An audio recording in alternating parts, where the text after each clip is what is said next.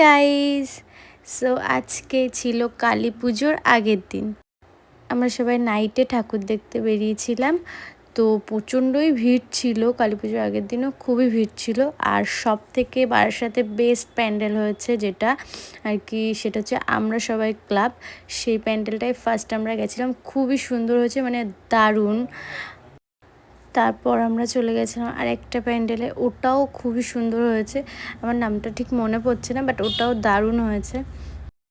তারপর থার্ড আমরা আরেকটা প্যান্ডেলে চলে গেছিলাম, ওটাও খুব সুন্দর করেছিল।